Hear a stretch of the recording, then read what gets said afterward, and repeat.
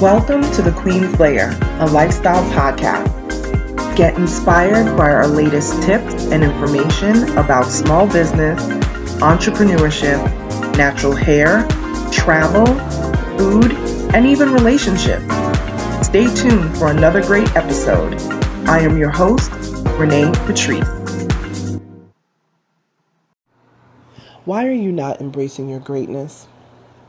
Why are you not thinking that you are deserving of everything amazing that you have in your life right now?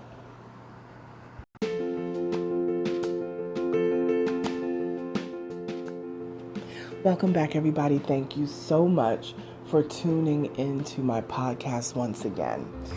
So, as you heard from the intro, why do we not embrace our greatness?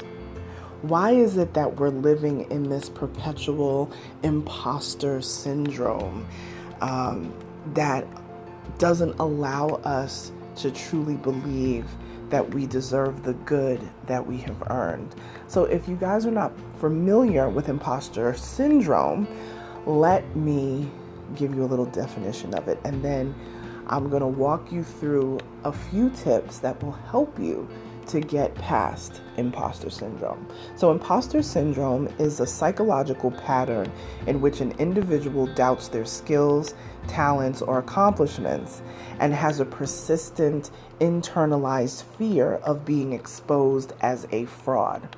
Despite external evidence of their competence, those experiencing this phenomenon remain convinced that they are frauds and that they don't deserve all that they have achieved.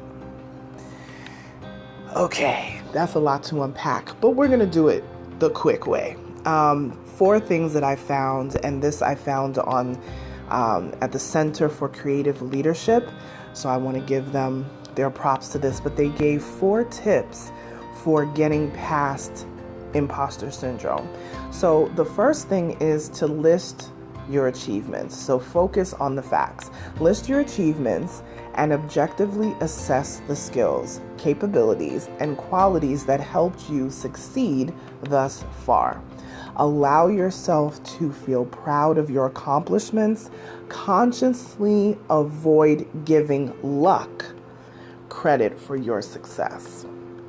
Now, that last sentence, I think I've dealt with this myself, and I often hear people talk about it, that it was just luck that got them to where they are. No, most of the time, it's not luck. Most of the time, it is your hard work and your talent that got you to where you are, and finally someone recognized it and they gave you, an open door, an opportunity to succeed and flourish. It's not always just luck. Sometimes you are in the right place at the right time, absolutely. But for the most part, if you worked hard for that thing, or let's say you got a raise at your job even when you didn't even ask for it, you have to know that somebody is watching everything that you do and realizing just how deserving you are of that accolade, of that recognition. So that's a good tip. List your achievements and really assess each of those achievements and realize just how much work you put in to be where you are. Okay, number 2 is challenge your limiting benefits. So value your perspective, right? Examine your deep-seated beliefs about the criteria for success. Then look for facts and examples to test whether these criteria are actually valid and how they might hold you back, right? Recognize the valuable perspective that you gained from personal hardships that you have faced. I'm going to read that again. Recognize the valuable perspective that you've gained from personal hardships that you faced.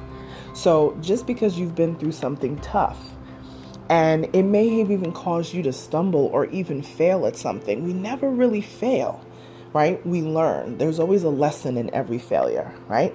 So we have to challenge those beliefs that we limit ourselves to, challenge that and move past that. Don't see your failures as, I failed and there's no way to recover. Say, okay, I didn't make it this time. I did fail. but what did I learn? Because every single failure is a lesson to do better the next time around. All right. The third thing is embrace your strength. Claim your strength instead of focusing on your weaknesses. Okay. Embrace your assets. Reflect on how to leverage them more fully. Advocate for yourself and your own strengths. Do not shy away from authentic self-promotion. People, let me tell you, I think I talked about this in a previous episode. I do not like self-promotion. I feel like when I self-promote, it's annoying to people, and it very well may be. I don't know, but I am one of those people that I go hard for my clients. I can promote them. Hey, you need to check them out. Come on over here. We got this going on. It's going to be hot. Blah, blah. But when it comes to my business, like the Onyx Queen Media umbrella business, I don't like self-promotion for that reason. The same reasons that I love for my clients is what I hate for myself. If that doesn't even make sense. It doesn't even make sense.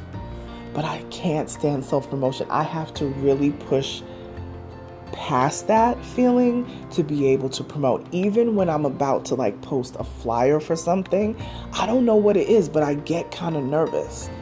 I don't know if it's because I don't think people are going to be receptive to the message. I don't know. It could just be a simple flyer, just like, hey, I got this going on. I don't know.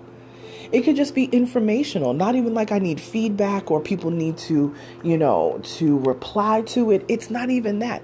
It's just the posting of I'm doing something. I don't want to feel like it's bragging. I don't want to feel like it's, I'm showing off or whatever. So I don't know. That's definitely something that I deal with. So I have a hard time claiming my strength. I have a hard time saying, wow, I'm good at this. When people say, I know I'm good at this, sometimes it can come off wrong, and I don't never want to be in that space. But yeah, I struggle with number 3 myself. So yeah, don't shy away from your authentic self-promotion. Don't shy away from authentic self-promotion. Maybe I need to put that on a little sticky note or something and put it on my mirror in my bathroom. So when I'm brushing my teeth, I can be saying that in my head. Don't shy away from authentic self-promotion.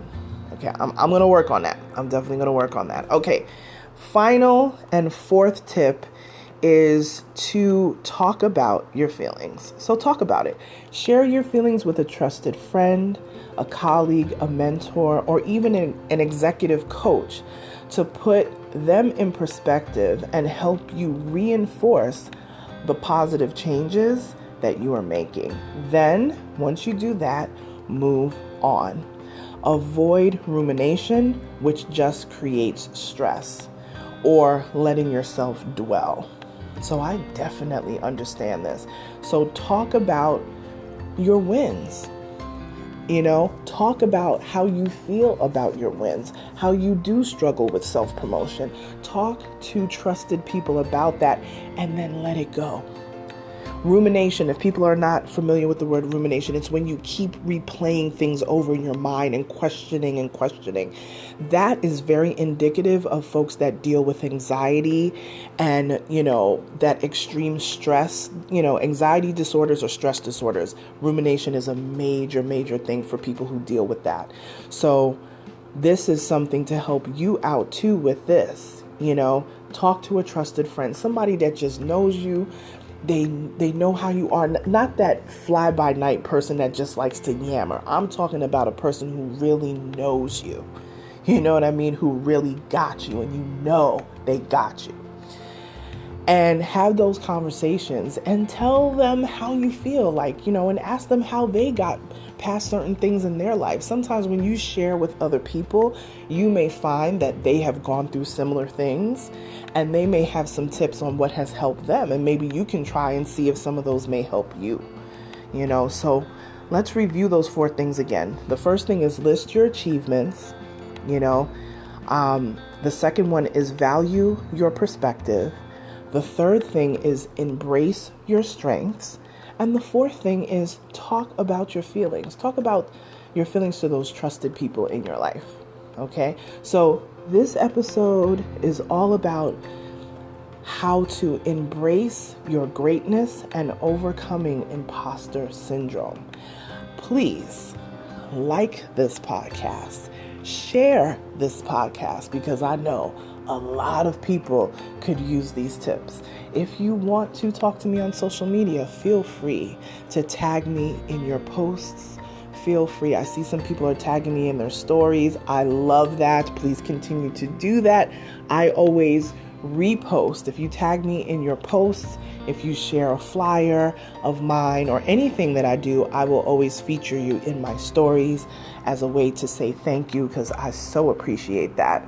I am Onyx Queen Media on all socials, and if you want to send me an email, feel free. info@onyxqueenmedia.com. Talk to you soon, you guys. Bye.